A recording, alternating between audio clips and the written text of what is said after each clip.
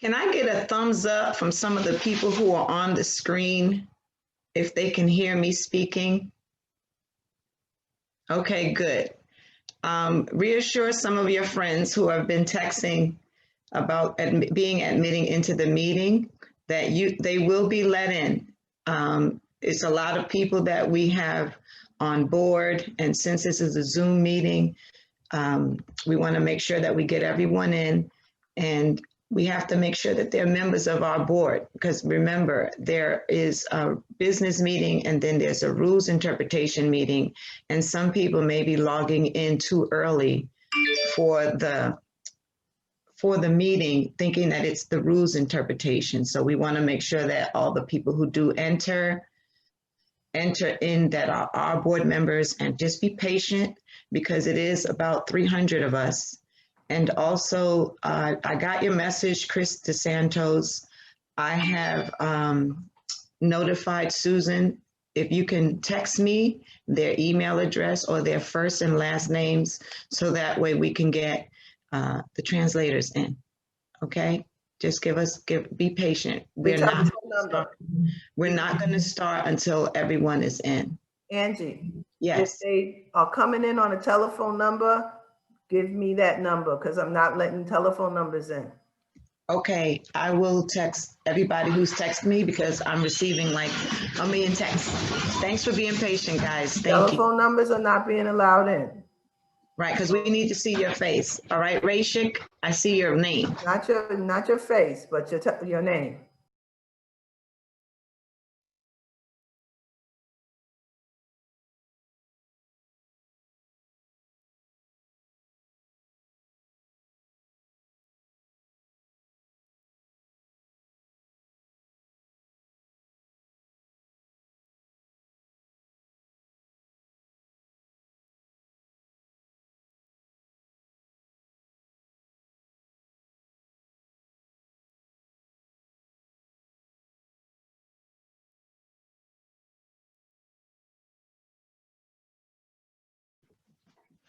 And to our executive board members, Joe, Archie, and a few of the others are still on mute. And I know that we're going to unmute certain people, but Susan and you need to know that Archie can't unmute himself. Okay, I have to unmute him. I have everybody blocked. I just unmuted myself. I'm getting a lot of requests from people that can't get in. I'm answering phones and sending out emails. So I'll get to Archie. I'll unmute him. And Archie said, please use the chat room only to sign in. There's about 300 of us. So if you're saying good morning, everyone, hi, everyone, it's too much. We just need you to use the chat for communication with our executive board, which is right now, type your first name, your last name, and your email address into the chat room, please. That's for a confirmation of attendance, please.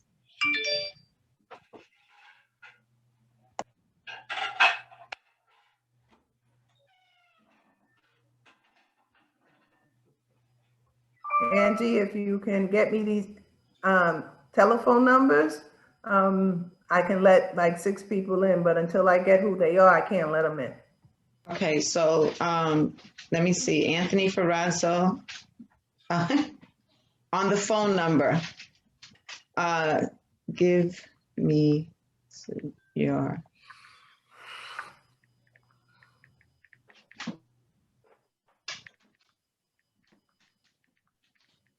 The person that said that there are interpreters on the phone call, they don't come in until 11 o'clock. So if you know them, you know their numbers, they're not being admitted until 10:45 a.m. Yes, but one of our members who needs to listen to the business meeting and all that stuff for Chris DeSantos. I understand that, but if it's an interpreter for the no, he's the I understand. Give me their number or their name. Copy. I'm unmuted. Because I had more than 20 people who are not our members trying to log on.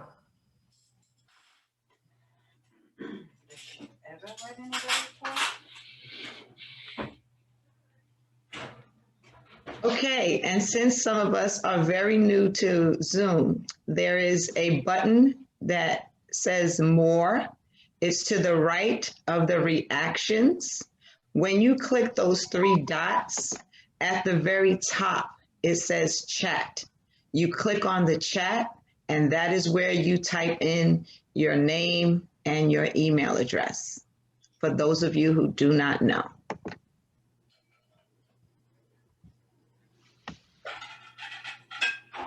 And I appreciate everybody's patience. Stop sighing in the background, Eddie.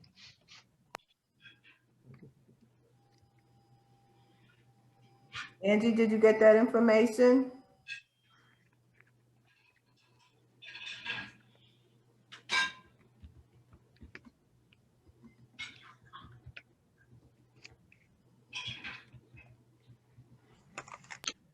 Susan, I'm going to text you Bernard Myers' phone number so you can Okay. identify him. Okay.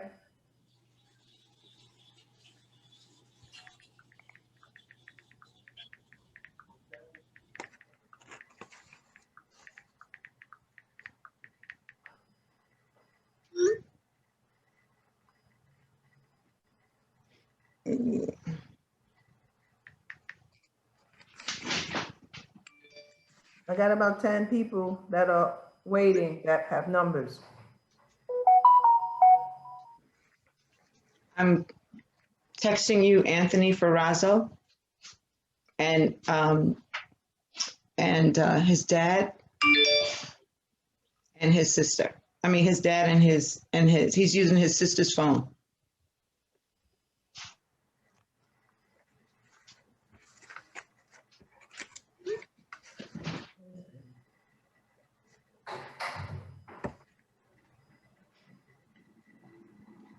When they come in, can they rename themselves, please?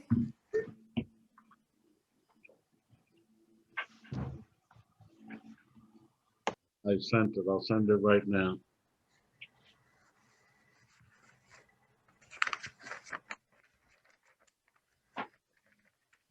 There's a lot of numbers coming in.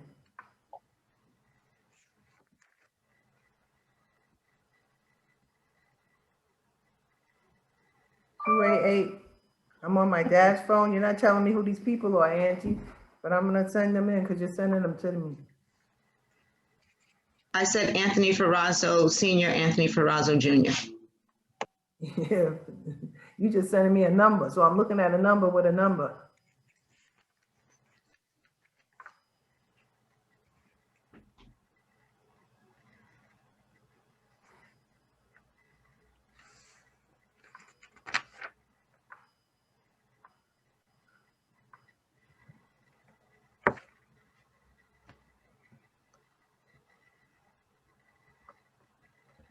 The numbers that I have here are not the numbers that I see before me.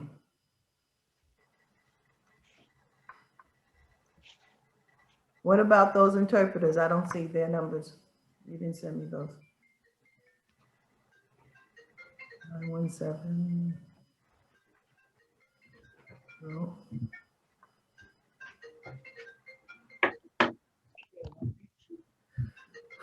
What?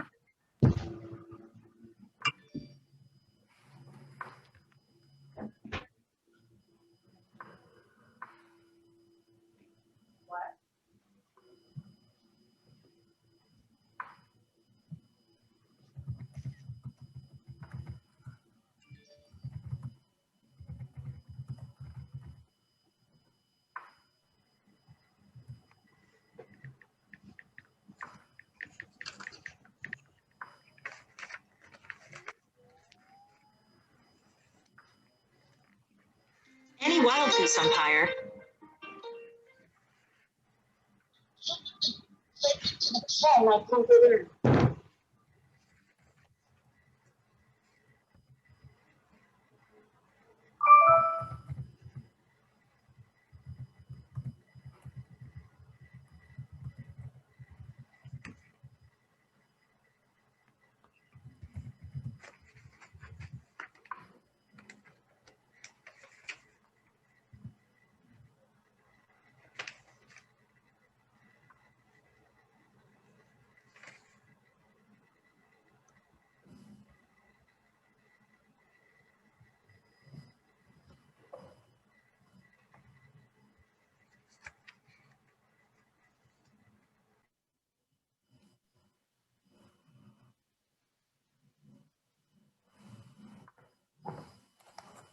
Angie, did you send me anybody else's number?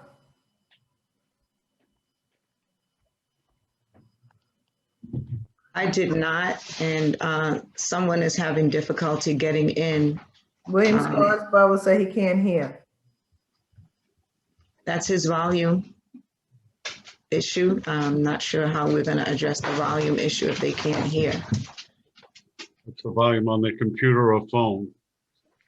And Annie Wild Goose has tried to register and receive the link, but can't click in. I clicked her in 3 times.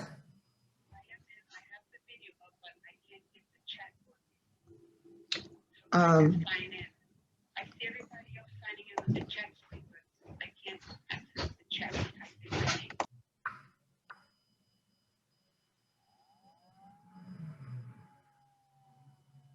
Excuse me, ladies. If you guys can take this conversation offline because everybody in the meeting is hearing these technical difficulties. So if we can take that offline.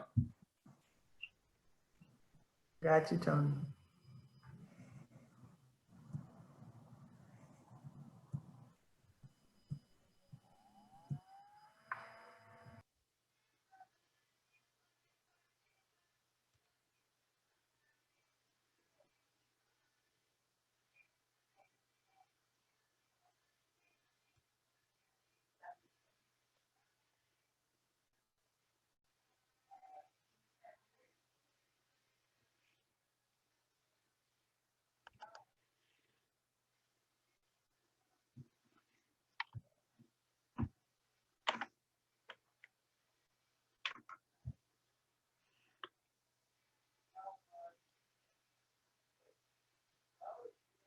We'll give it a couple more minutes and then we'll start. I apologize, everyone.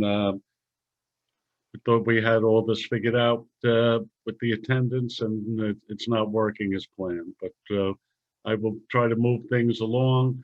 I appreciate everybody logging in this morning. Hope everyone is doing well.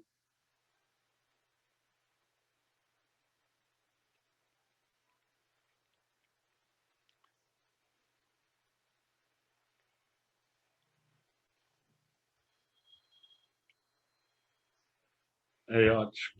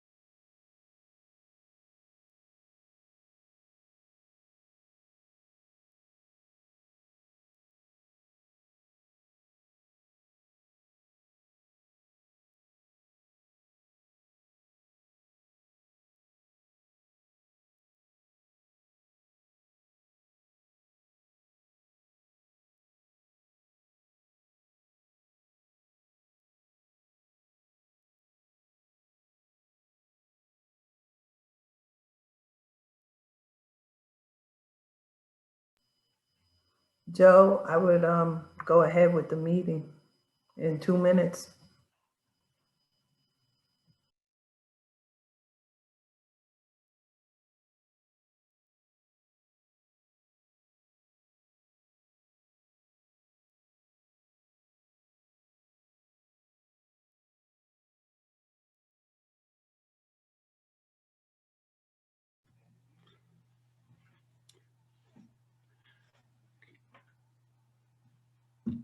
Okay, everybody, let's say good morning again.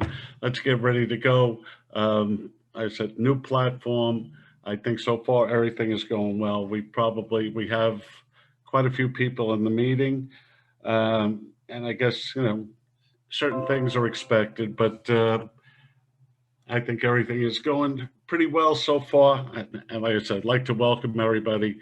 Hope everybody is doing well and their families. I would like to have a moment of silence. We did lose two of our members, Willie Mitchell and Steve Sachs, and a moment of silence for anyone who's lost a loved one to this, terrible virus. Again, let's say a silent prayer for them.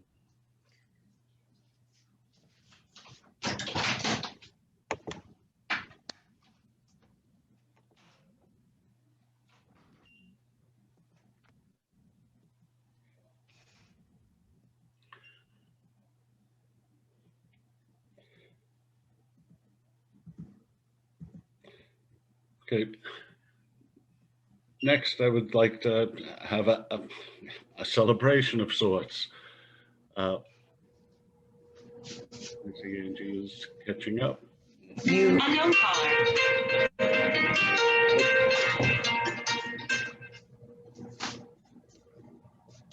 Helen Allen, one of our lifetime members, is celebrating her 100th birthday. Joe, we also want to acknowledge these people as well. It's not just the people who we lost, Yep. but we also want our members who are having surgeries or going through therapy. We have Nikki Johnson, Virginia Duffy, Sandy Hayes, Keith Williams. Let's say prayers for them, for their healing and a speedy recovery.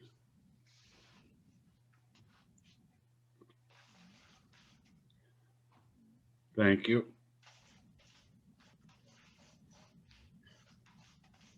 And next, like I said, Helen Allen, one of our lifetime members, is turning 100 years old. That's quite a milestone. I would like to congratulate Helen and everybody.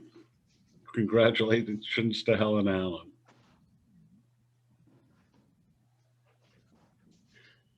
Next order of business is the elections.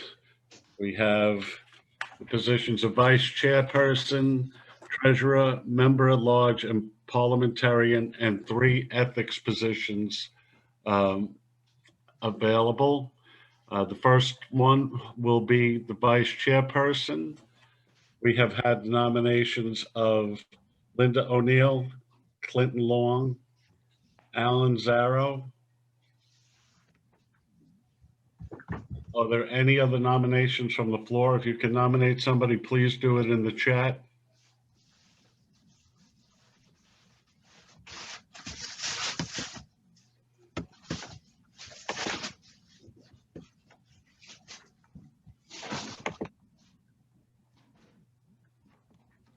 We have any nominations from the floor for vice chairperson? you have to explain to them how to do the poll. Okay, but I will, but I want to take the nominations first and while we're creating the poll.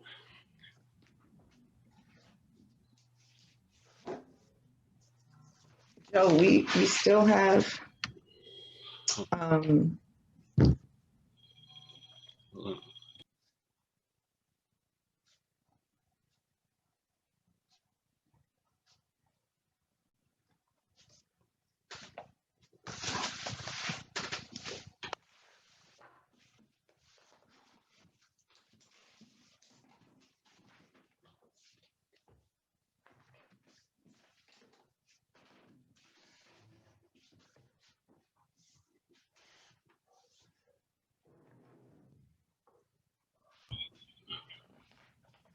Okay. All right, everyone, person monitoring the chat, we've had no new nominations from the floor. So the three candidates are Linda O'Neill, Clinton Long, and Alan Zarrow. What we're going to do Joe, now. we had one nomination. What? We had one nomination. I think it's Tara Desard. Oh, I see it now. Can you spell the name? Is it It's in the chat. Tiara? Hello? Yes, TIARABLIZZARD. Hello, Joe? Yes. She cannot run. She just came on the board. Oh, she's a new member, not eligible. Okay. Not eligible for this election. She has to be on the board for 2 years before she can run. So what we're going to do now is we're going Got to it. do a poll. On the bottom of your screen in the middle, we are going to launch a poll. It's going to be an anonymous poll, so nobody is going to know how you voted. I am going to give each candidate 3 minutes to speak, to talk to the membership.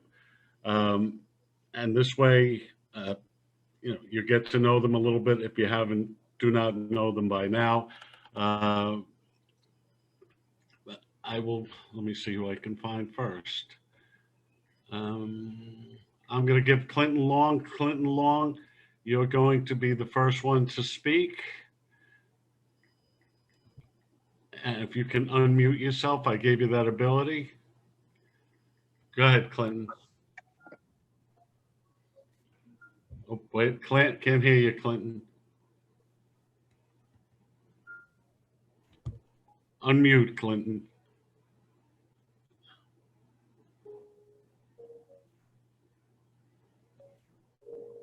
I cannot hear you.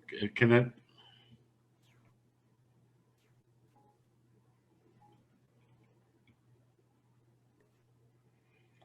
I mean, I have you as unmuted. Clinton, for some reason, we cannot hear you.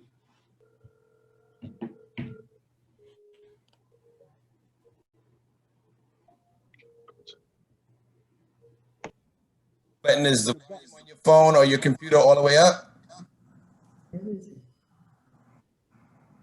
Hear me now? A little. Can I make a suggestion? Joe, why don't you go to the next person until we could take care of Clinton Long? Can you hear me now? Oh, Yes, now we we got can it. hear you, Clinton. Okay, my name is Clinton Long. I have coached, refereed, and signed in many leagues in this city. I'm the co-founder of NYCBOA, but I'm most proud of volunteering to help this executive board for the approximately last 5 years. I would like our board to become a listening board of our newer and older members, and this will help us become a better board. I would appreciate your endorsement of Vice Chairperson, and I thank you for your time and your vote. All right, thank you, Clinton. And let me find Linda O'Neill.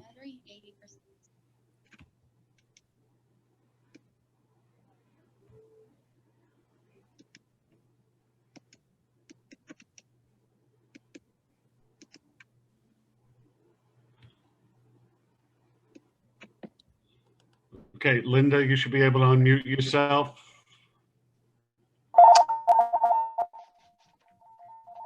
Hi, this is Linda O'Neill. Hey, Brett, I'm talking.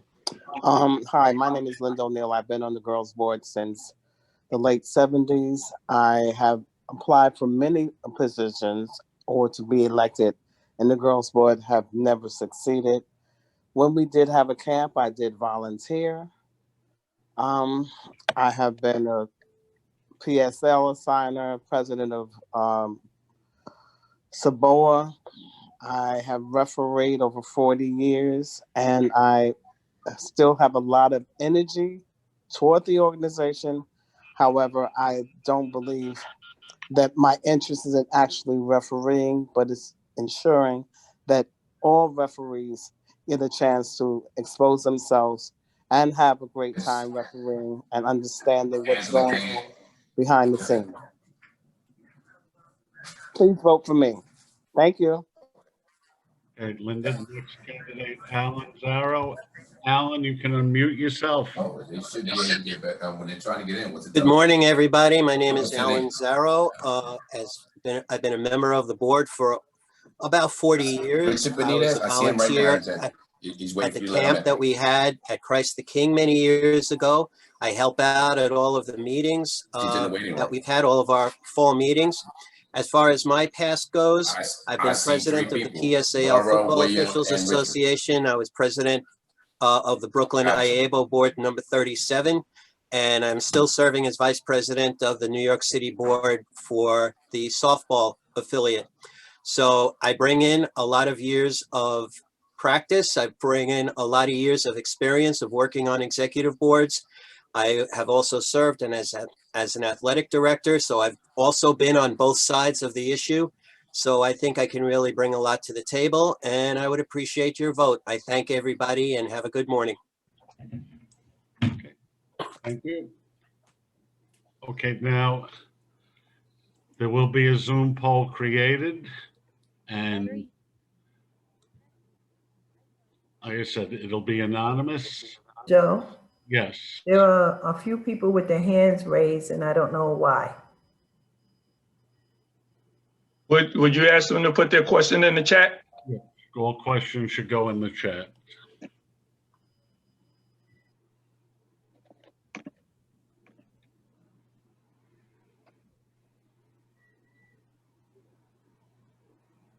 Joe, you could proceed. Okay. Are we launching the poll?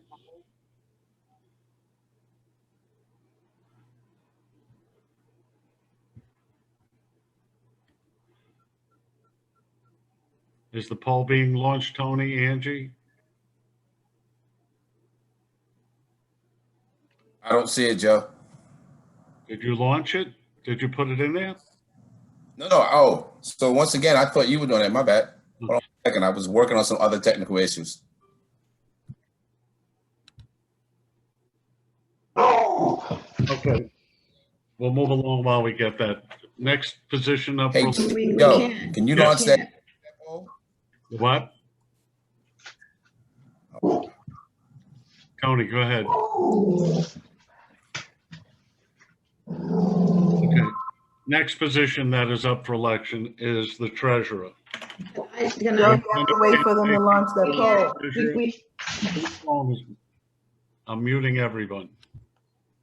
And you can't do the next vote unless we finish this one. We have to launch this poll. We can do the nominations I and don't have that launch option. it when we're ready. Okay, 1 second.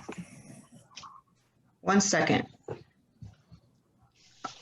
Is he saying he doesn't have the option to launch the poll? I need to know that. Yes. 1 second.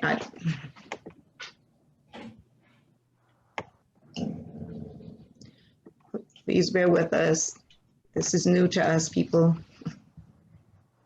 And I thought that was going to be handled.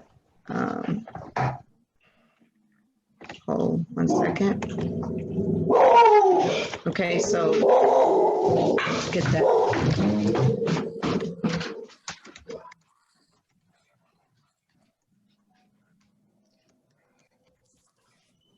Yes. 1 second. Okay. That may be her phone or her computer. A lot of times what happens is. Tony, we can hear you. Can you please mute yourself? Sure.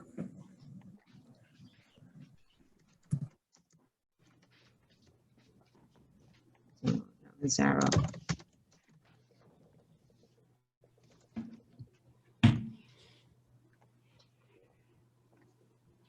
So Joe, point of information, since the next position, which is treasurer, it has nobody running against them, you could do that nomination and then cast the ballot, and then you could wait for the one for I'm doing it now. Vice chair, for I'm vice doing it chair. now. You're I'm launching? doing it now Okay, you're launching it now, Ange? because I thought that it was going to be done, but I'm doing it now. And as you guys are doing that, I'll get the other one ready. Okay, everybody, please vote on the screen. We will allow 3 minutes That's- for voting.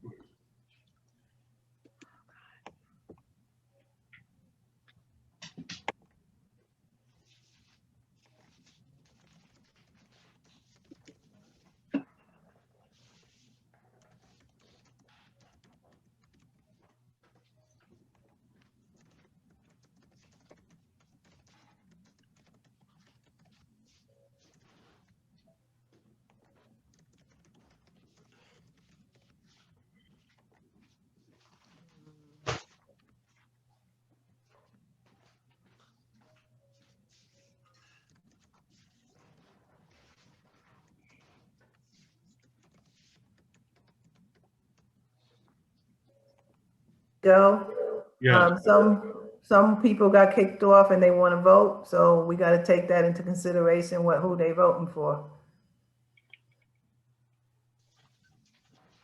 And how many individuals are there?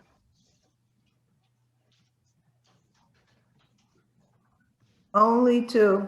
okay, so if their votes won't affect the outcome of the election, it's not necessary. We still are trying to get the people for Chris DeSantos in. Please check the email, Susan. I'm trying to do the poll thing right now.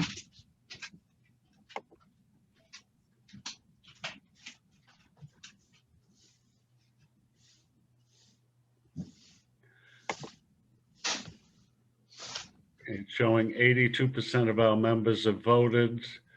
There's still about 30 people that haven't. There's about a minute left for the voting before I close the polling, so please cast your ballot. What just happened?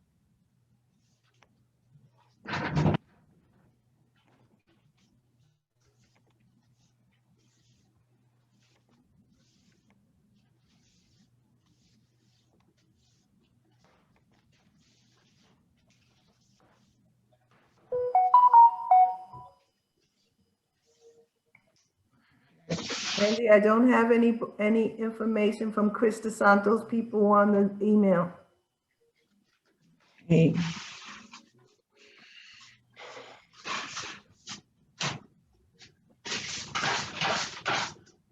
20 seconds from the poll being closed.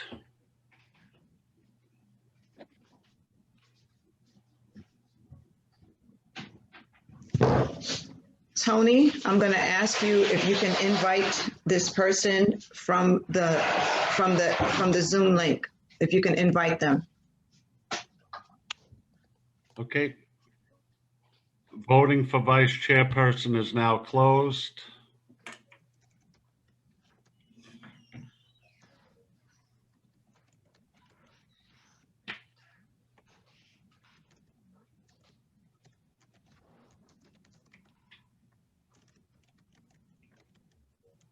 Angie, did he get them in? Trying to do two things at one time. Okay. Okay, I'm going to close out that poll. The next position is for our treasurer. The only nominee is Victor Fleming. Do we have any nominees from the floor? Do we have any nominees from the floor? Are we sharing the results? At the end. Okay. Any nominees from the floor? Please, I'm in motion to close polling for treasurer. Please tap your second into the chat, please.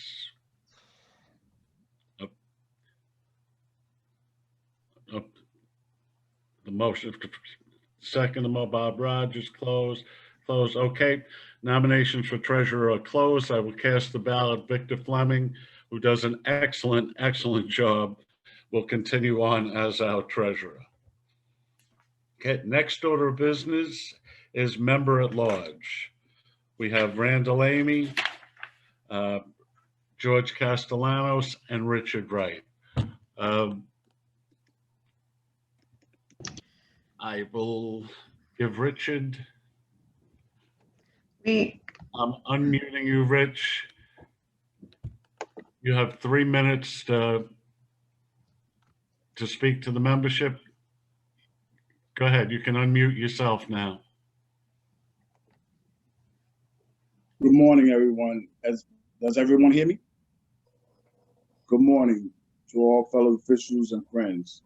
Been on the board for the past 20 years plus. Officiated all levels of basketball, but most of all, I've been a friend and a mentor to the board, the girls board, and to all officials that's new and upcoming.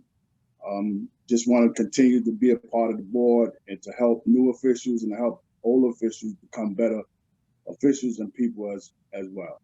Thank you. Okay, that's Richard Wright, current member at large. Randall Amy is not going to be at the meeting, and I had asked him if he had anybody that would was going to speak for him. If you could type in the chat.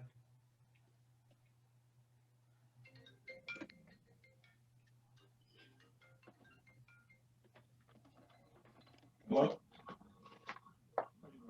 Vic, do we have anyone that's going to speak for Randall?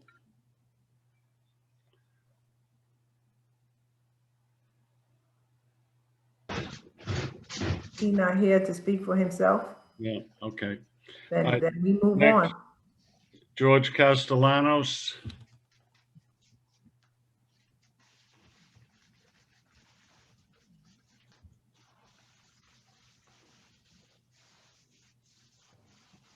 Okay, George, you can unmute yourself. Okay, good morning, everyone. Can everybody hear me? Yes. Okay,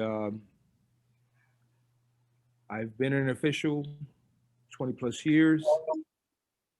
I'm here for the members, new upcoming members. I was union rep for the New York City Transit Authority before retiring. I want to serve the members on the girls board. I'm here to be a shop steward, not only a member, somebody on the executive board, but also as a shop steward. I'm available 24/7. If you can't reach me, I would definitely reach you. I'm trying to solve any issues, any problems. Anybody has issues with dues, we work something out. But I'm here for the membership. And that's all I have to say right about now. But thank you. Everybody stay safe. Okay, I see a message here from Cornell that Randall took his name out and Randall Amy is not running. I did not receive notification of that. Also, if I may interject, I don't know if you did any nominations from the floor. I had asked, and I'm going to do that now before I close the nominations. Okay, do we have any other nominations from the floor for member at large? Nominations from the floor, member at large. Chris Bruno, I see here. Chris, are you willing to accept the nomination? Okay, let me find Chris. And let me add him to the poll, please. Yes.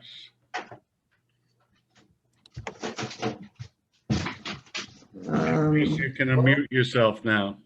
Can you hear me? Yes. All right, thank you, Joe. So hello, everybody in this virtual world that we are in. I'm running for member at large because I've been a member of the board for over 11 years now, despite what some may think by my youthful appearance.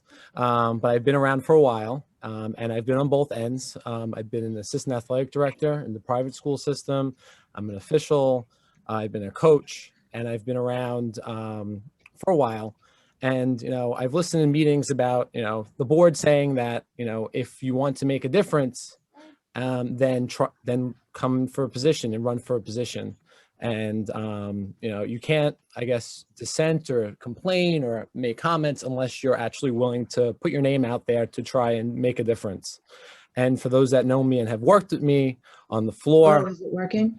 I'm an easy partner to work with, and I'm somebody Hello. who's going to have a conversation about issues and work through things. And it will be the same way as a member at large, being able to be someone who is going to be an advocate for you to the board, any issues, having that conversation. So I appreciate the nomination and wish everyone best of luck. Richie Wright, I've worked with many times, phenomenal person. So is Randall Amy and George. I may not know George, but I'm sure everyone on the board's phenomenal that's running. Thank you. Joe, we Yes, have someone else running, yes, I see Earl Robinson and Alan Wharton. and Alan Wharton, yes. Earl, hold on. Okay, Earl, you can unmute yourself if you accept the nomination. Good morning, everyone. Can everybody hear me? Yes, Earl. Joe and the executive board, I probably was nominated, but at this time, I will not accept the nomination. Okay, And whoever did nominate me, thank you. I really appreciate it. all right, Earl, hopefully sometime in the future. Thank you. Thank you.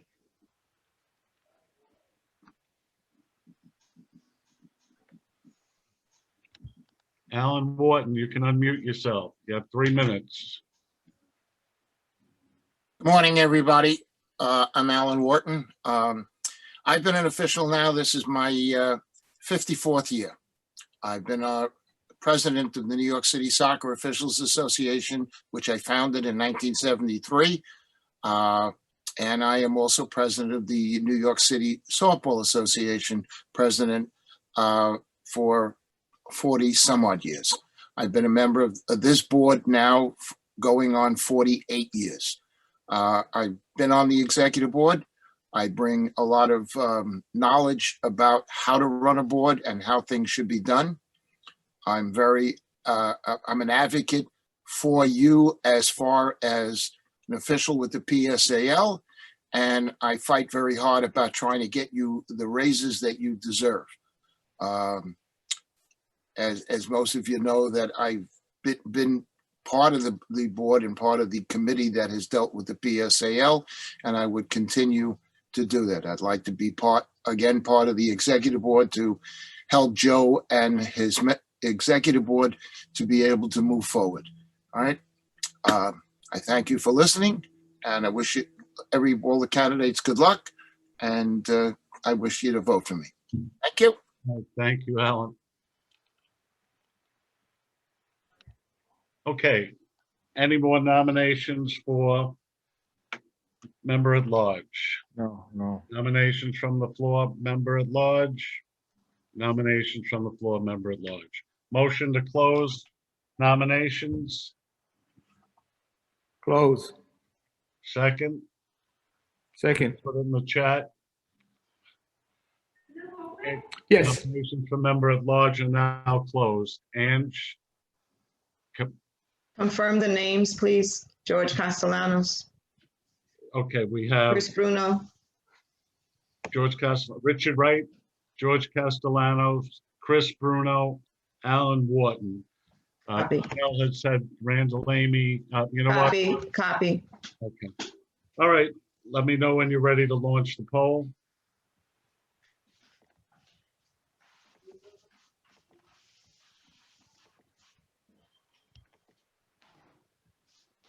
So I just want to confirm, Richard Wright, George Castellano, Chris Bruno, Alan Wharton. We did not include Randall Amy, correct?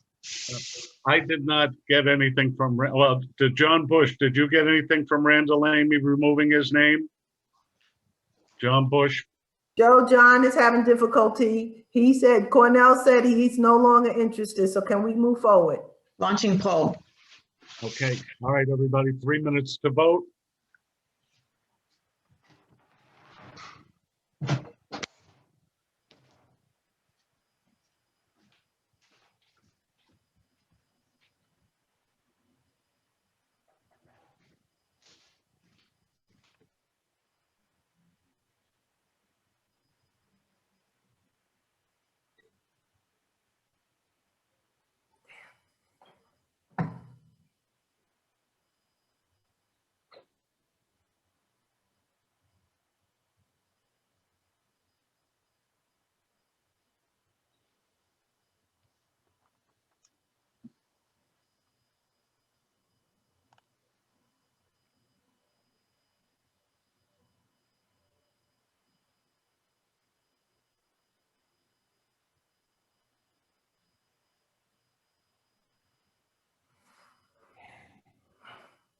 Okay, we have 83% of the members voted.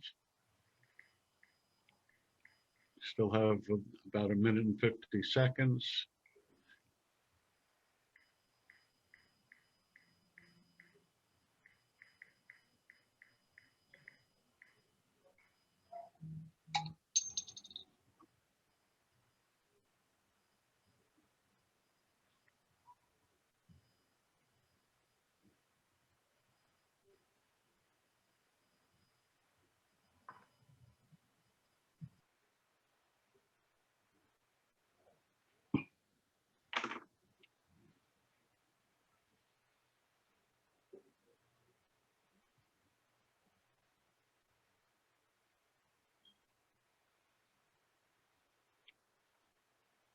Joe, the executive board still has to vote. Okay.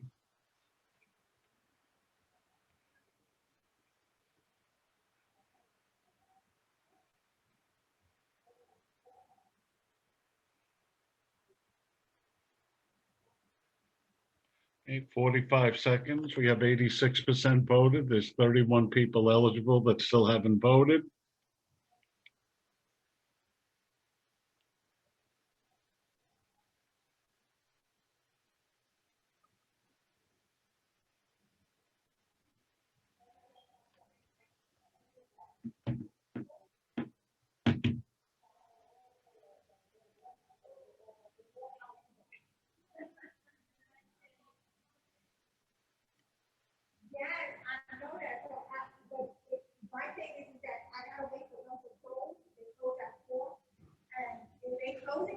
Please mute yourself, whoever's on, not, please mute.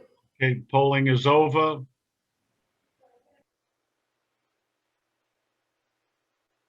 And let's see.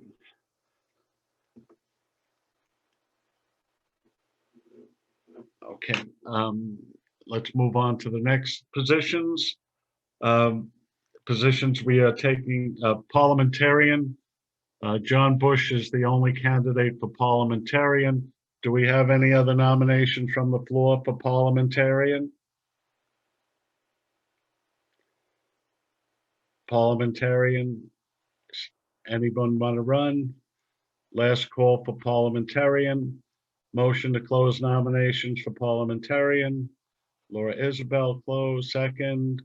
Clifton Earl, close. Okay, motions are closed. It was closed before we got Earl Robinson. We vote. Okay, so John Bush shall remain our parliamentarian. I will cast the deciding vote. Thank you, everyone. Next is we need nomination from the floor for our ethics committee. Hasn't come into play too often, but I appoint 3 members and 3 members get elected by the membership. So anyone interested in being on the ethics committee, please have somebody put their name in nomination, please. Ethics.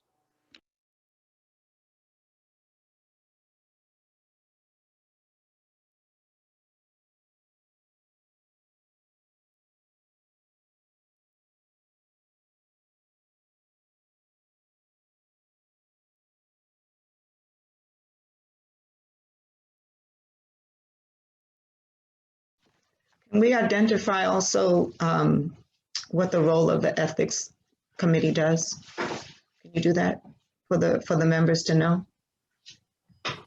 The ethics position, members are like a judge and jury. When issues come about, we will call you, or Joe will notify you and tell you of the charges someone has lodged against someone. And the ethics committee, with the ethics chairperson, will hear the charges and determine whether a person needs to be fined, reprimanded, or removed from the association. It's only when charges come about.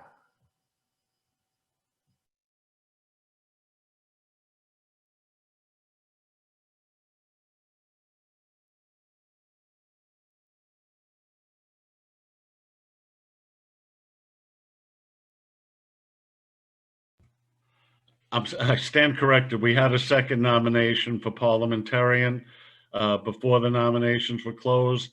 Earl Robinson, is Earl here? Joe, you Yes. closed the meeting already. Well, I You was just. closed that. So you cannot go back. Okay. And in order to be a member of the ethics, you have to be an ethical person yourself. So that means you must follow all the rules of the association, pay dues on time, attend meetings, business and interpretation. And if you have put your name up and you have not done that in the past, remove yourself.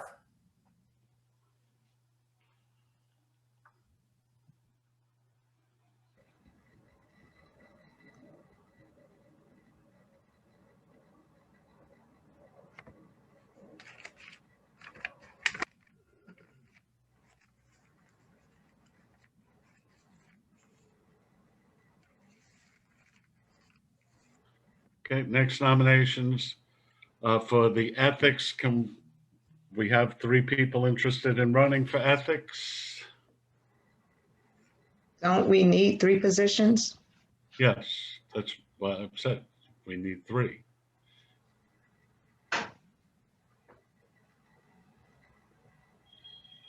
Are you sharing the names? Or it's, I'm waiting for Victor to read them off. Okay, just 1 second. I need to know, so. I am in the chat, and the 3 individuals that I see, I want to make sure that I have it right. Stephen De Salvo, Earl Robinson, and Gina Kennedy. I'm sorry, I have to say that one of the people that you've mentioned has repeatedly not been a person that we can count on to be, and I will have to ask that person, without saying your name, to remove yourself.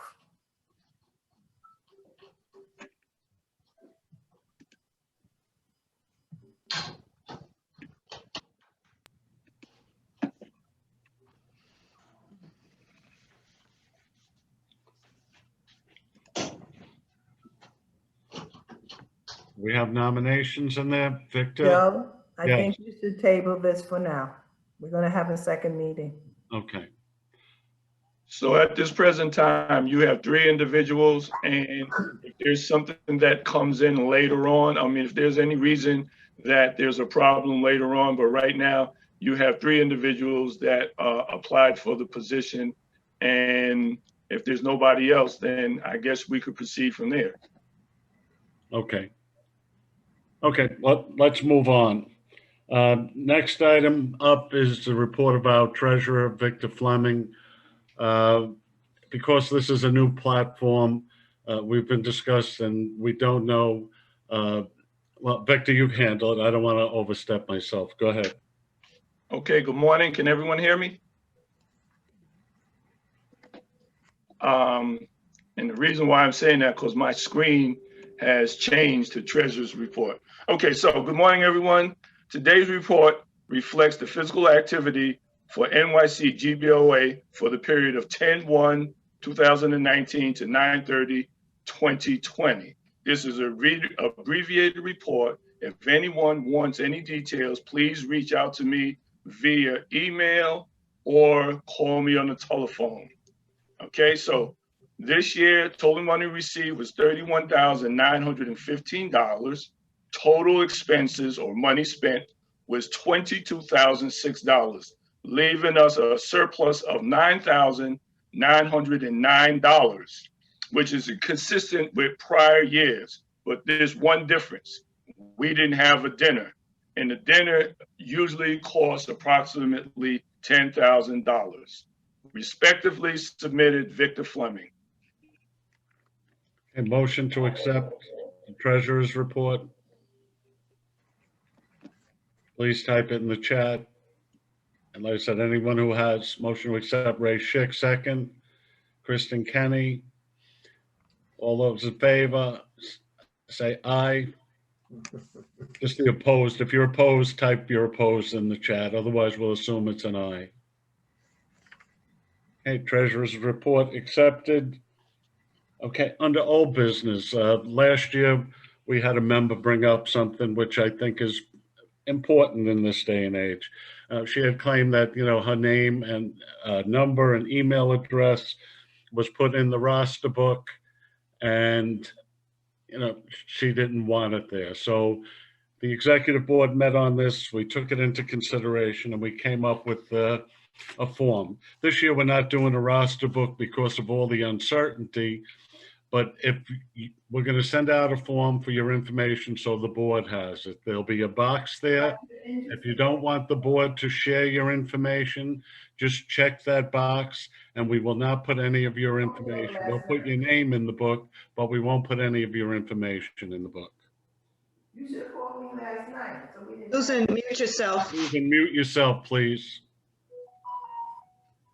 Okay, new business.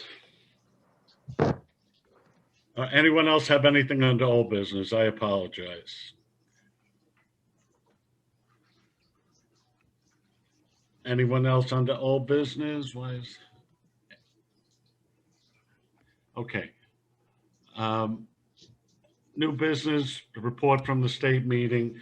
There's a lot of uncertainty with regard to this year with what's happening with the season. Some say they're going to start in December, others January. Okay. The state is going to make a decision on that. But for us in New York City, the Department of Health is going to make a decision as to if and when we will be having a season. Just some things that were talked at on the state level. Certain areas or certain leagues may require that you wear a mask while you're refereeing, or a face mask, an electronic whistle, a whistle for, to cover your whistle so it doesn't emit any fluids. There's a bunch of different things going out. And as we,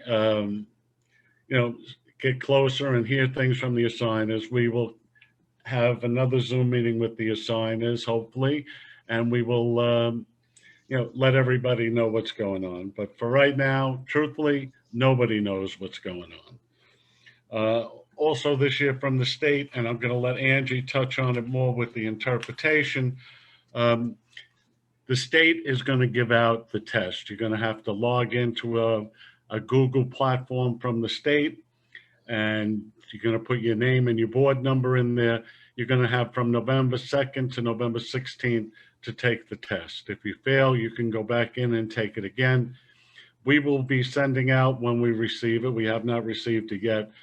There will be 35 questions in a hard copy sent to everyone.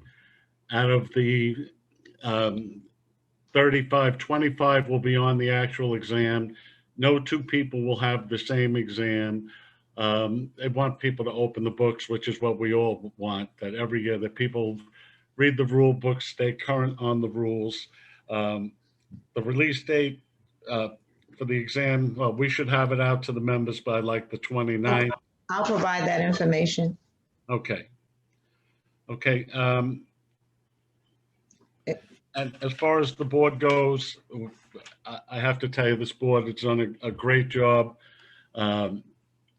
We've really been meeting since July, trying to be prepared, trying to stay up to date in the new reality we face right now.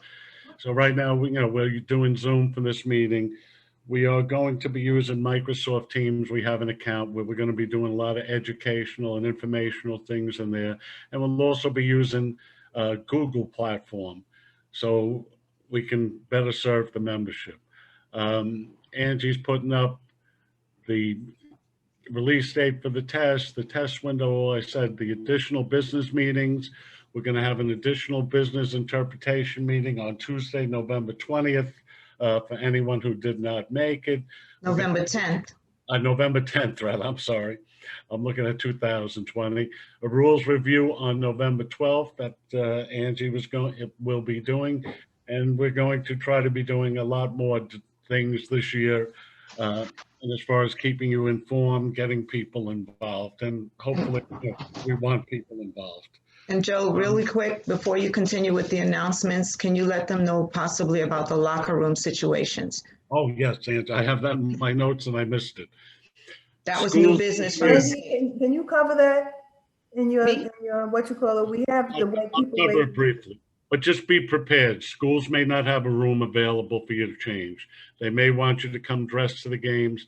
Angie will cover that in more detail in the interpretation meeting. Okay, Angie, can we do that? Can we share the screen for the election results, please? I just wanted to make sure you finish with the announcements. The Microsoft team is also going to have the interpreter's corner and a way for you to communicate with our board members. Okay, you want me to share the screen for the results for the polls? But who's gonna do that after the election, after the interpretation? We have people waiting. So Okay, this so is do the you- business meeting. We share the results of the election with the members at the meeting. Let's share the results. Share the results for vice chairperson, Yes, please. sharing results. Long, congratulations. Welcome aboard. Okay, I'm going to share the results. Thanks, everybody, for your patience, because I was trying to do this at the same time you guys were doing that. Sharing the results for member at large. Richard Wright, congratulations. And I want to make sure that there are no other things that I'm supposed to share. 1 second. I think that was it. Stop sharing results. Okay. That was just two things. We didn't do parliamentarian and we didn't do treasurer because we didn't have to. Nobody ran, correct? Yeah, correct. Okay. Okay, go back to the regular screen, please, so we can see the Finish. polls. Yeah. I showed you the poll results. No, I want motion to adjourn in the chat. Okay, that's it. If anybody has anything they'd like to add, speak now or forever hold your peace. I'd like Put it in to the chat. adjourn the business meeting. No breaks. Do we have a motion to adjourn the business meeting? Motion to adjourn from Marilena Alvarado, a second. Victor Fleming from the executive board seconds it. Okay. Please, All right. hold on. Please put your name, telephone number in the chat for your attendance. Your name, first and last name, email address, and telephone. Send that to me as a private chat. So this way it's not exposed to everyone. Please mute. Joe, we have to get on with the interpretation. I People have understand. been waiting. I understand that. Okay, any opposed to ending the meeting? Okay, we're not leaving the meeting. We're not leaving the meeting. Business meeting. We're not leaving the business We meeting. have So people are saying goodbye. Don't say goodbye yet. Joe, you have to remind them that there's going to be attendance checkout. So if they don't, Yep, there will be an attendance checkout from the interpretation meeting.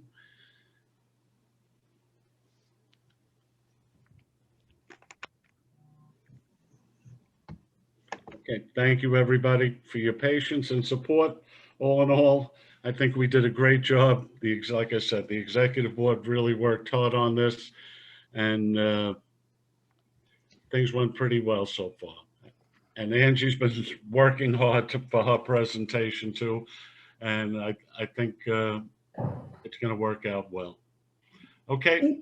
people who are logging on now that are not members of the board, you need to put your name and your email address and the board you belong to, or the secretary's name for me to contact them to get credit for the meeting. My name is Susan Christian.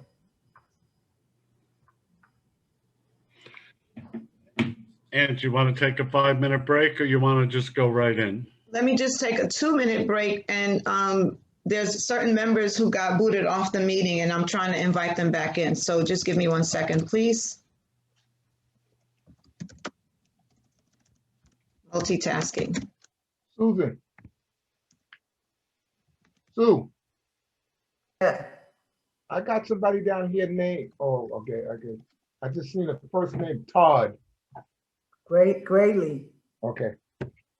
Okay, I'm going to just go to the bathroom real quick, everybody. Just give me 1 second.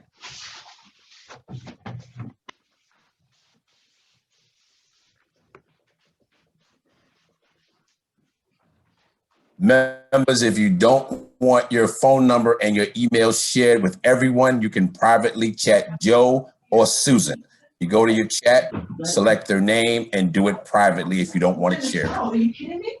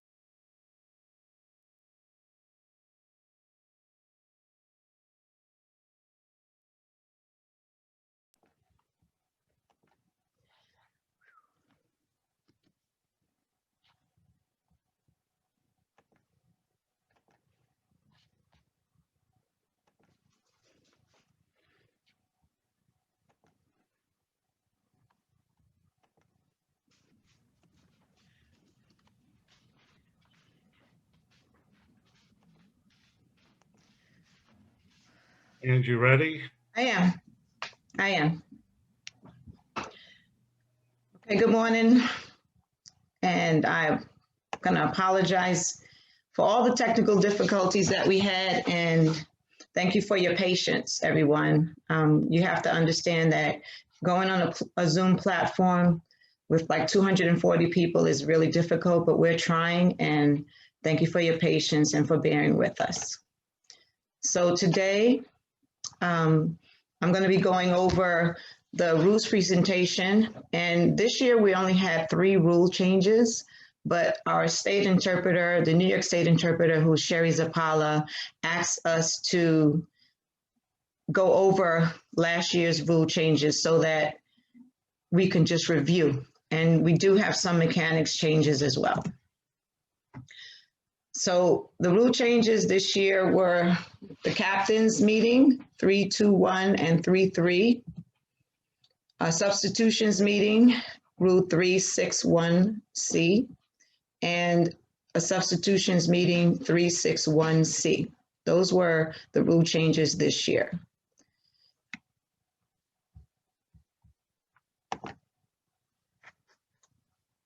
So we had to deal with physical distancing, and they want to incorporate that in the women's game, which means that when you do have your captain's meeting, one official can do it. It doesn't have to be both. And it should be one captain or representative. It doesn't have to be the captain per se. It can just be one of their representatives. Archie and Victor are going to be monitoring the chat. So if you have any questions after I bring up certain areas, they will bring it to my attention and let me know. And they are able to interject if it's something that I'm going to move on to the next area. Also dealing with COVID-related concerns. When we had substitutions, they had an X at their center table. Most high schools didn't, and the girls knew to just go to the middle of the table. And since we have to deal with the COVID, they're allowing the players to go from the center of the table to their 28-foot mark. So anybody who's administering players into the game, as long as they see them at the corner of the table, as long as they see them by their 28-foot mark, they're allowed to come in.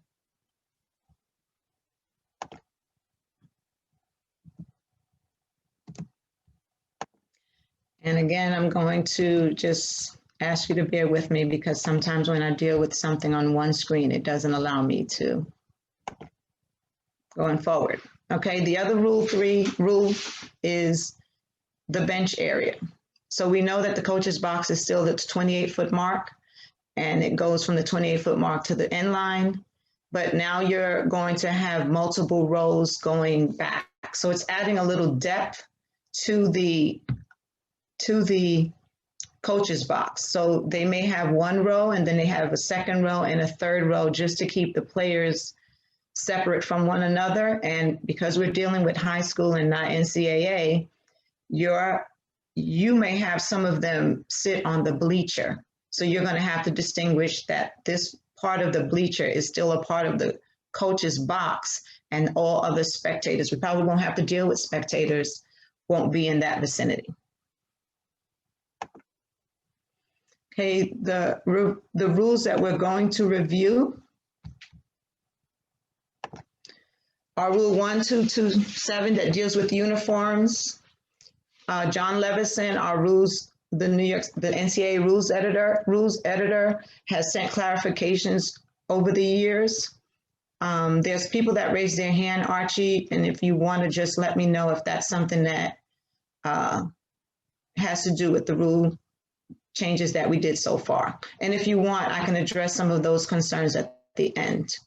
So Angie, nobody has put anything in the chat yet. So that's where they have to put any questions. They have to put it in the chat. And as of this moment, nobody has put anything in the chat. Thank you. So raising hands, really can't acknowledge the raising of the hands. Can you imagine 240 hands? So just put your questions in the chat and Archie and Victor will address them. Thank you. Rules, substitutions, we had a rule to deal with that. I'm going to go over each and every one. A lot of them dealt with substitutions. We have a change in Rule 4. We had a change in the out of bounds throw-in that some of you got a chance to implement in your game, and then we had to stop, and the penalty in Rule 10. So first one would be players. We talk about logos, that they could be horizontal or arched and in the game jersey.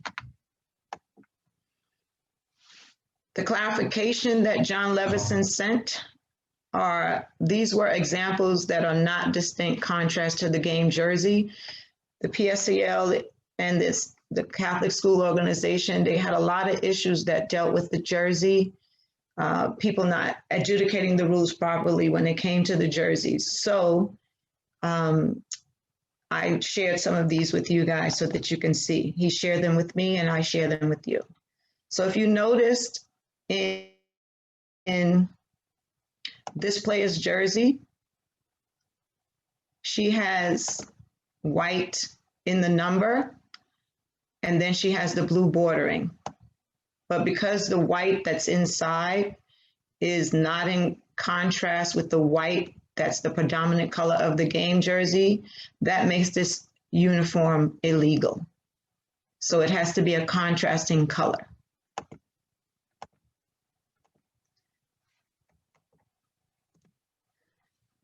In this jersey as well, because this jersey is dark, the dark blue number is not in contrast with the black. And just because they have the yellow bordering on the outside, it does not make this jersey legal. And in one of my rules interpretation or the rules review that I did, I think last week or so, we went over what the penalties would have been. Thank you for those who joined that one. So when you're dealing with these situations, officials should keep the following items in mind when determining the legality of numbers.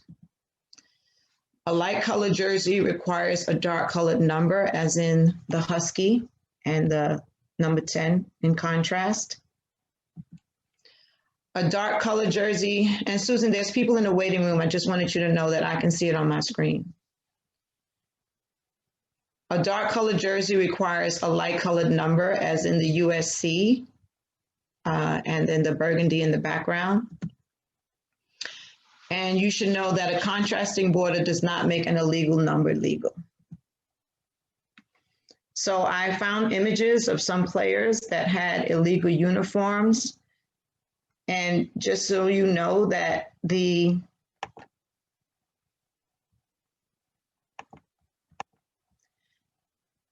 The reasons why these numbers, these uniforms are legal, I would have asked you, but then I would have had so many questions.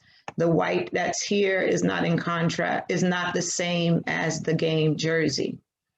So it says the similar color or the same. So sometimes if some colors are difficult to find, like a slate blue or a hunter green, as long as they had green or some type of blue, then that would make them legal.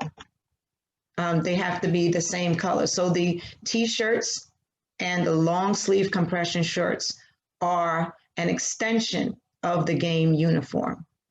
Also, this blue that's here, that's not permissible because it also says something about the uniform, the percentage of colors that it could be off.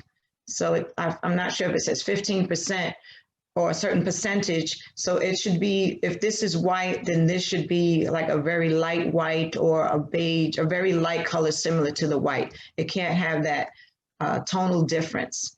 And also this player here does not have the matching shorts that go with her uniform, which makes her uniform illegal. So she would have to have, the shorts are the same as the undershirts, which makes it, and all of these areas have to be the same. The t-shirt or the compression long sleeve, the uniform shirt and the shorts have to be uniform, have to be the same.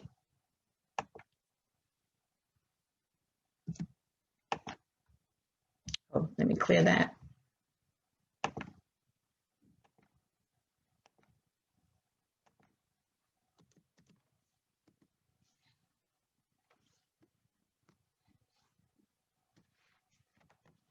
And this is what happens sometimes. Okay. Players and substitutes, rules 362B. We dealt with this in the beginning of the season last year during a free throw for personal fouls.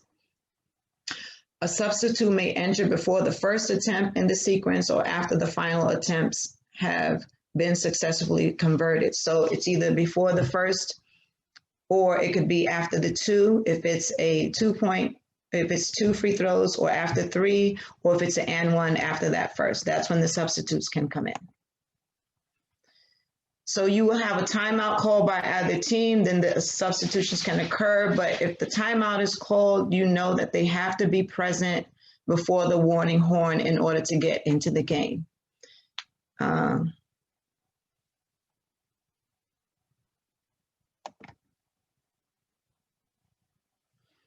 In Rule 361I1, a replaced player may enter the game at the next opportunity to substitute when the opponents commit a foul or a violation before the game clock has properly started. So before, when substitutes left the game, they had to stay out of the game until the next tick of the clock. So this rule allows a substitute that leaves the game to be able to come back in the game within that same dead ball period, so long as the opponent commits a foul or a violation. So understand that it could be a foul by the defense or the offense, or it can be a violation by the defense or the offense.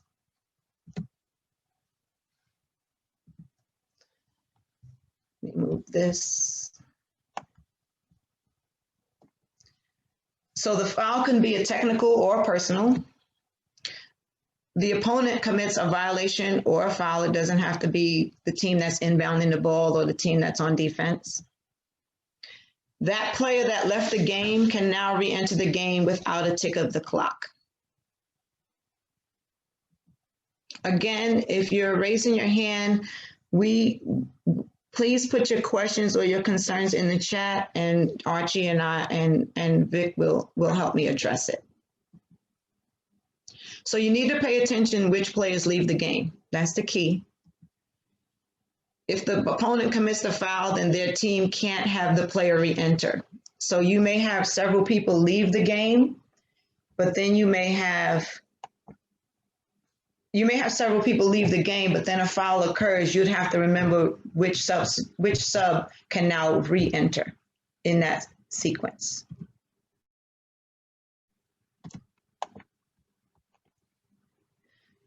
So pay attention to the situation that stopped the clock. That's the first thing you will have. You have the substitutes enter the game. I'm sorry, that should have said leave the game. You have a foul. It could be a hold, chucking a cutter. It could be a technical. You may have a violation, a throw-in violation, or an intentionally kicked ball. Because the game clock was not properly started, the replaced player that left the game of the team that did not violate or foul can re-enter the game. Angie? Yes. We have something in the chat, and I believe the first question is, what if there's a foul or violation on both teams? In reference to that entering? Mm-hmm.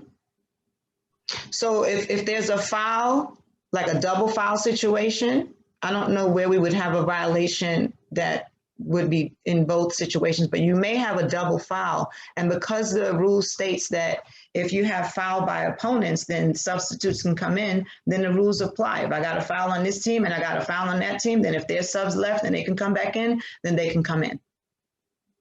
Okay. There's one more question, and I believe you answered it, but I'm only going to be fair. And the question is, during the free throws, players can now come in prior to the first free throw. Can they come in at any time during the free throw sequence? And I believe you answered that, but would you please let the individual know? Thank you, Victor. So if we have a free throw situation, the players are going to be able to come in before you start the sequence of free throws, or they're going to come at the ending of those free throws. I hope I answered that. Okay, so Rule 4, they deals with an automatic ejection results when a player or team member has committed one technical foul and one intentional foul. In Rule 10, it gives you the descriptions of the fouls and the technicals, a different form of technicals. It also tells you when a player is ejected and the grounds for ejection. So review Rule 10 because it does cover other areas that deal with when a player is ejected, but they just wanted clarification. So one of these technical fouls might be a player reaching over the boundary and contacting the ball or the person. Then that's an automatic technical for delay of game because she has actually made contact with the ball or the person. And one is either intentional, the other, so intentional, personal. And this would be, say, after a warning. So if she makes contact and that's the first time she does it, that's the warning, but it's also the technical. Then a player might also, that same player might be the player that the coaches are telling foul, foul, foul, and she grabs a shirt or she grabs the person's body or doesn't make an attempt to play the ball. So because she got that technical for reaching over after a team warning or making contact, now she grabs someone's shirt, she's ejected for that.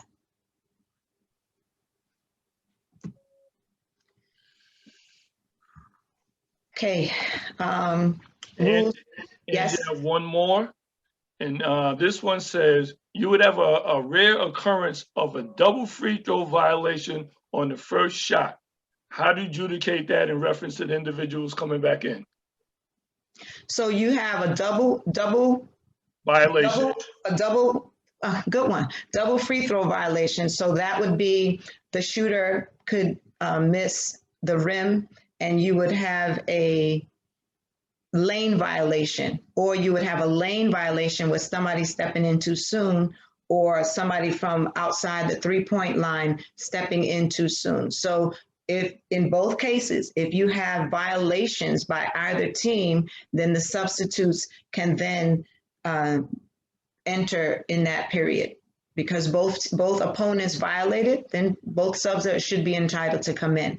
That was a good one. Thank you for sharing that. That was from Alan Zara. Thank you. All right, Rule 732, out of bounds and throw in. During team control, when the defense commits either a violation of Rule 9.6, and that's intentionally kick, fist, or the ball goes underneath through the hoop from underneath, or a single person foul in the offensive front court. The throw-in spot will be the nearest 28-foot throw-in spot or the nearest lower defensive block. Now, a lot of times people don't know the lower defensive block because it's not visible in some of our high school gyms, but it's like a 3-foot mark outside the free throw lane line. And you guys already know the 28-foot mark. Before I show you the image, I just wanted you to understand that the New York State modification for intentionally kicked ball, if it's under 14 seconds, it'll go to 15 seconds. And if it's a personal foul, the shot clock goes to 30 seconds.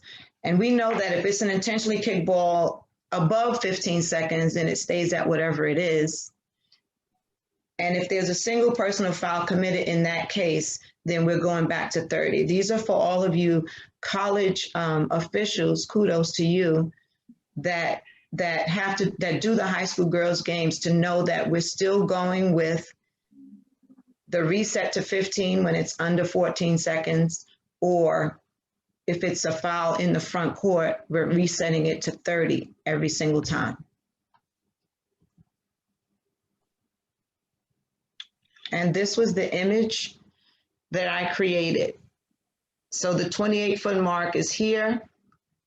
Here, the LTB boxes are here and here. And when you think about where you have to inbound the ball in certain circumstances, think of any foul that occurs, just divide the court in half. In this case, anything that occurs in this section goes there. Anything that occurs on this half of the court goes here, goes here. Even when it's above this trapezoid, it goes up here. Even if it's above the pink trapezoid, it goes up to the 28-foot mark. And this deals with only foul in the front court, kickball, fisted ball, and now we have to think about where we're going to inbound the ball. When we think of the trapezoid, even the semicircle that's in the 3 second, in the, right here, this pink one, the semicircle, that's going to bring your ball down here to the 28-foot mark. Anything that happens in the corner goes to the 28-foot mark. Okay, I usually have problems clearing my screen and then changing to the next slide. Let's see what happens. All right. Sorry. And a good friend of mine shared this with me, Raleigh Buchanan, who could be a joint member, but had to go up. He gave me this device, KFFF. The first one stands for kick. You have an intentionally kicked ball by the defense. The F stands for fist. You have defense intentionally punches the ball. You have a foul, defense commits a foul. And F, the other F stands for front court.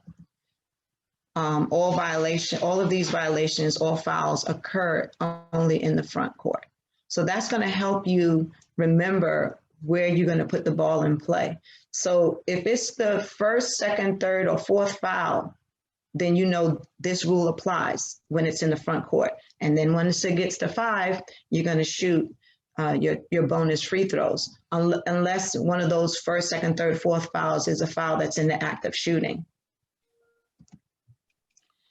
Angie? Yes? Okay, I got a question, and hopefully you'll understand what it means.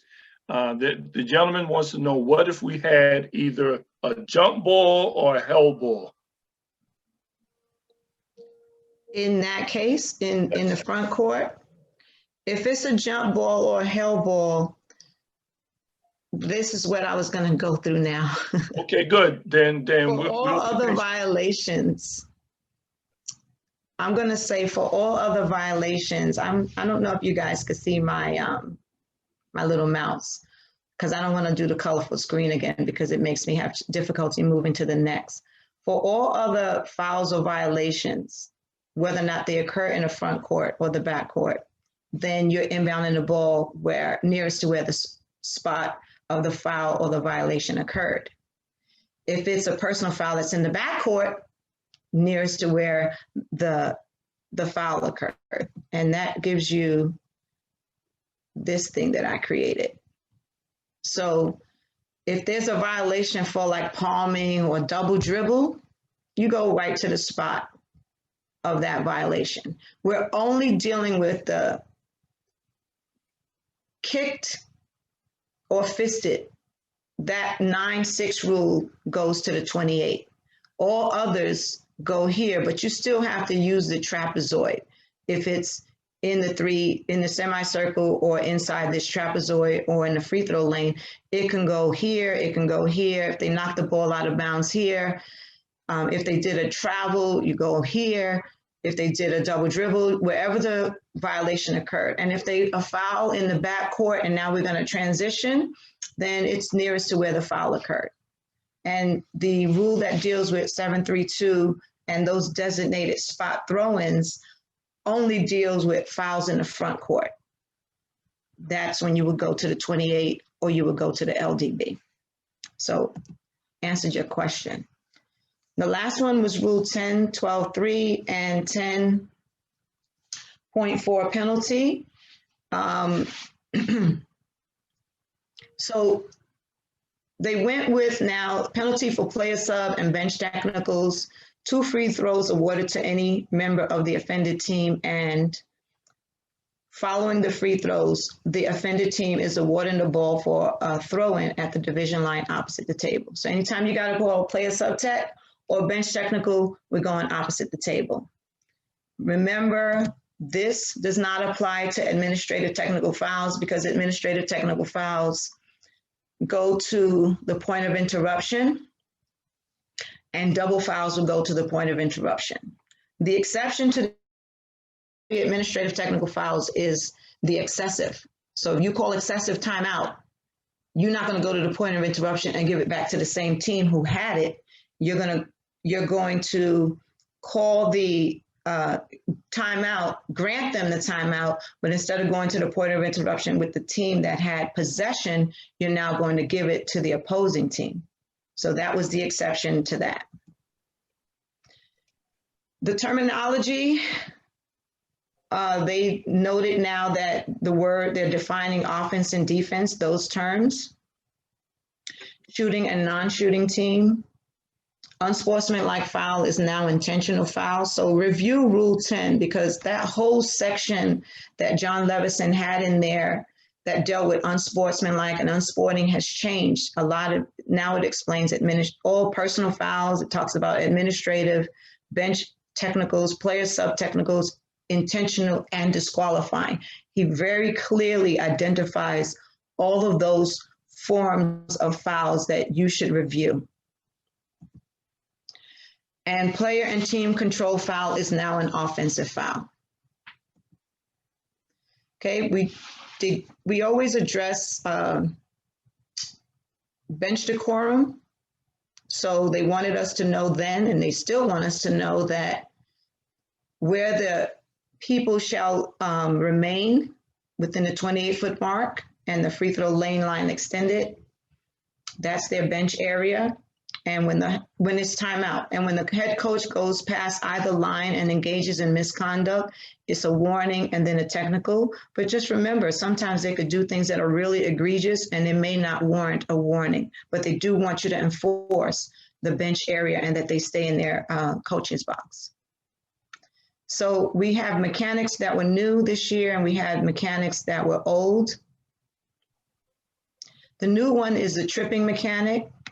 The new signal for reporting a tripping foul. I'm sure some of you may have already been doing it, but again, he places it in the NCAA rule book, and they also have it in the CCA manual that you're going to point and you're going to slightly lift your foot when you have a trip.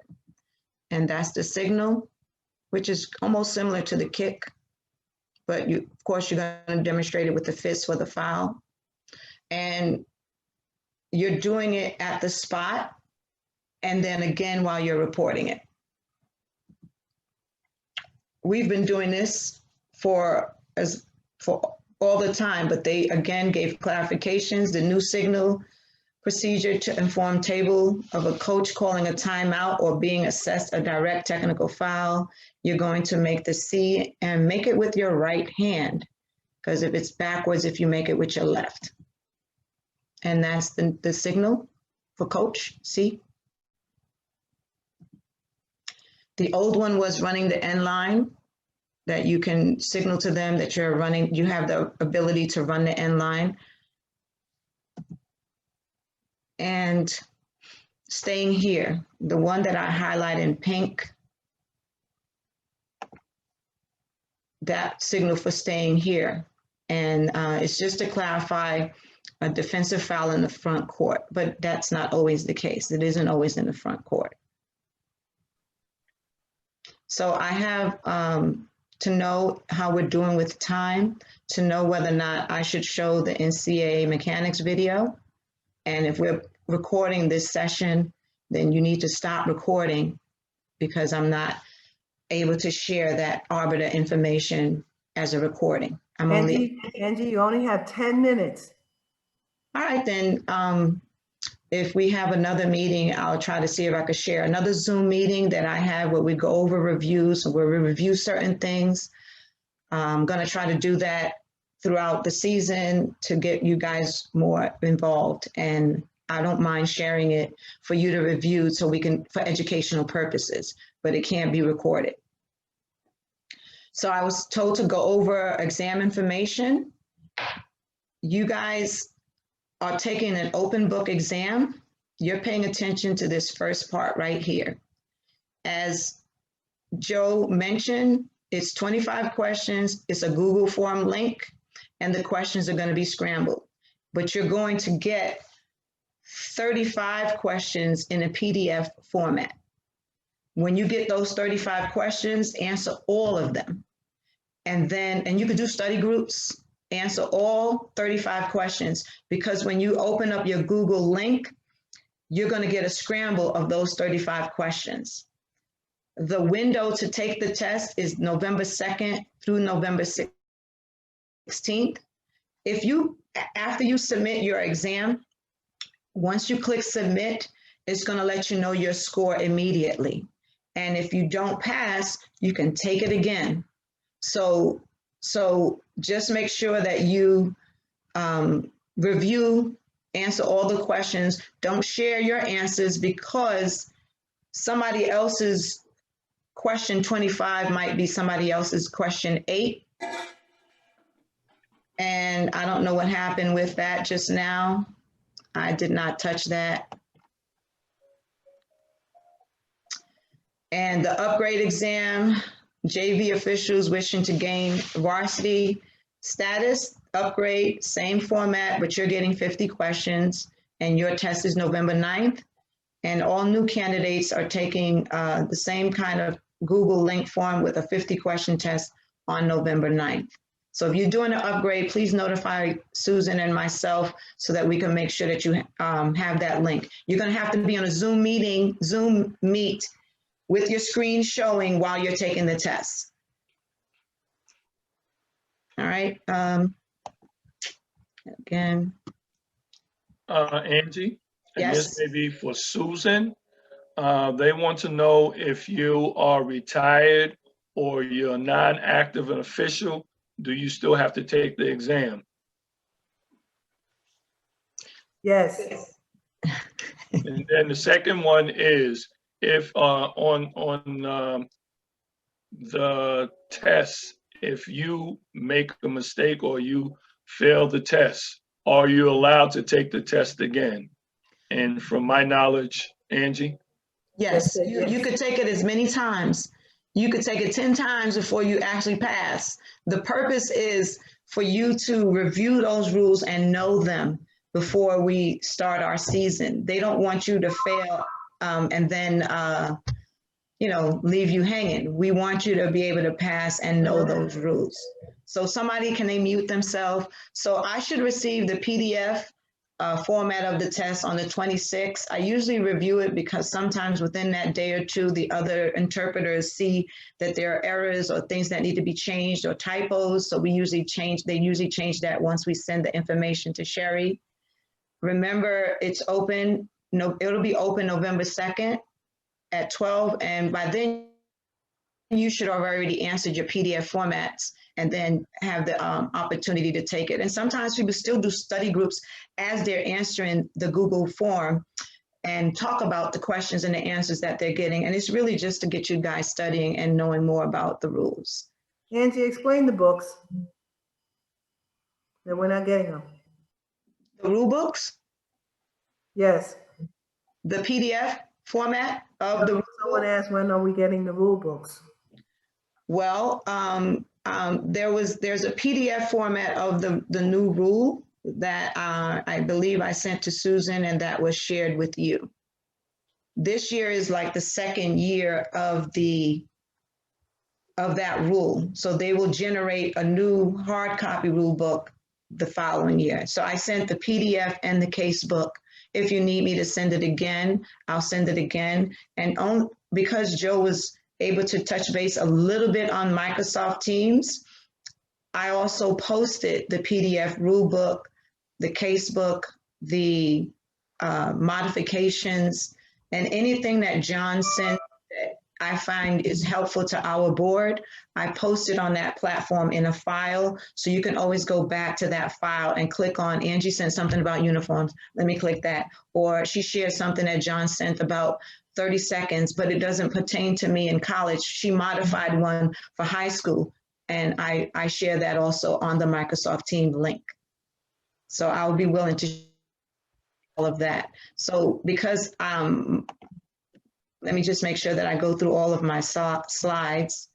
So you'll get the results as soon as you submit. You'll be able to take it as many times. The questions will be scrambled, and then the president is going to receive the results every week until the 16th, and then after, to make sure that you guys have submitted everything. So Angie, you have 5 minutes. Okay, so I wanted to just share, you may have to wear this in some of your games. Those are like scarves and the whistle, the electronic whistle. It's just good to be prepared. October is Breast Cancer Awareness Month for any of those of you who have suffered or have family members that suffered. We're always trying to make us people aware of that situation. And also, you need to answer this question before you leave the poll, before you leave, okay? I hope they're still there. Okay, and see if it's there and launch it, please. Gave you guys a hint. Okay, Angie, there's one question. How does our board and the state deal with dual members in reference to the test? You take the test in your primary board. Thank you. Yes, so on the Google form, somebody trying to be funny and press blue. When you go on the Google Doc, it's going to ask you for your information. That's a required question that you have to answer. And there's probably going to be a drop down link, that a question for your board. And then you're going to put, we are either NYCGBOA or the New York City Girls Board of Officials affiliation. And that's going to be able to identify you. Don't click on other boards because your test is going to be sent to somebody else. All right. I'm going to end the poll. I have only 186 people. So Susan, we're going to keep track of the people that actually answered this poll at the very end, because that was our attendance, correct? I have 187 people out of 236. This is not an anonymous poll, so we're going to get the results of who actually stayed for the whole interpretation meeting. So it's very important that you answer the question, because if you don't answer the question, we know you weren't sitting in front of your computer, because this meeting is going to end shortly. 2 minutes. So everybody is 2 made minutes. aware. You answer the question, you get credit for the meeting. Don't answer, you're gonna have to attend another interpretation meeting. Simple as that. Hey, Andrew, on your, going back to that post that you put down for your information, you got the wrong date on it. You put down Sunday, October 26th, and the 26th is tomorrow. Sunday, Monday, October 25th. 25th? 6. Okay, I'll address that later, but right now, I Okay, just wanted to make sure that that poll question was not anonymous, to make sure that the people who submitted it actually, Angie, I don't want to cut you, but the meeting will abrupt at 12 o'clock. It is to 11:59. okay, let me just make sure that I stop that poll then. Just want to say thank you to everybody, and hopefully we have a season. And we will stay in touch with people as to what's going on. Okay, have a good day, everyone. Please stay safe. Take care, everybody. Joe, stay on. Okay. Angie, stay on. Victor, Archie, Richard, Jerome, John Bush, stay on, please. Right. So you know people are putting this in the chat in comparison to voting. Well, you know what? Some people just text me that because they're on their phones, they can't answer the lunch question. Well, So- I'm copying everything, so, and we'll be able to download it. So through a lot of hard work, hopefully everybody will be, that was there, that sat in the meeting will There's get. 14 of you still on. The meeting has concluded. If you can please exit the meeting. Jose, Ray, Alan, Perry, Fred, thank you for joining. Now, just collect. Wayne, James Bricky, you can exit the meeting. Tony Harrington can exit the meeting. Hey, guys, why don't we just end this meeting and then just start it back up? It's not hard. That way